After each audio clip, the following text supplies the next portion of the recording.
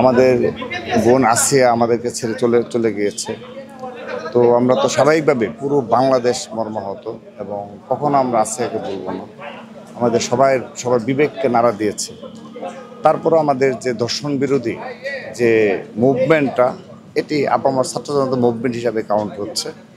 তো আমরা আশা করছি যে আসিয়ার 90 দিনের মধ্যেই 3 মাসের যে ধর্ষণ বিরোধী যে আইন রয়েছে বাংলাদেশে, 2 মাসের মধ্যে তদন্ত শেষ করা, 6 মাসের মধ্যে বিচার কাজ শেষ করা।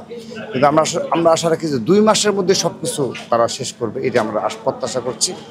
আর সেই সাথে এই সবগুলো প্রক্রিয়া যুগোপযোগী করা, সেই দাবি আমরা আরও আগে জানিয়েছি। তো যদিও নির্দলীয় সরকার, স্বল্পকালীন সরকার, তারা আসলে কতটা বাস্তবসম্মতভাবে করতে পারবে, এটা আমাদের সন্দেহ রয়েছে। আর জাতীয় ইস্যুতে বলতে গেলে তারা যে নির্বাচনী ইস্যুতে কথা বলেছে, এটি নিয়ে কথা বলা আমাদের কাজ নয়। আমাদের কাজ হলো ক্যাম্পাসগুলোতে সাধারণ শিক্ষার্থীদের পাশে থেকে ছাত্র রাজনীতি করা, তাদেরকে নিয়ে ছাত্র রাজনীতি করা, প্রতিটি ক্যাম্পাসের সাধারণ শিক্ষার্থীদের আবেগ অনুভূতি ধারণ করে ছাত্র রাজনীতি করা, সেটি আমরা করে যাচ্ছি। সেজন্য গতানুগতিক ছাত্র রাজনীতির বাইরে আমরা বেশ কিছু কর্মসূচি গ্রহণ করেছি, সেই কর্মসূচি আমরা বাস্তবায়ন করে যাচ্ছি। তারপরও আমরা ব্যক্তিগতভাবে মনে করি, ছাত্রদল মনে করে যে অবশ্যই এই দেশে নির্বাচন কেন্দ্রিক একটি সংকট রয়েছে।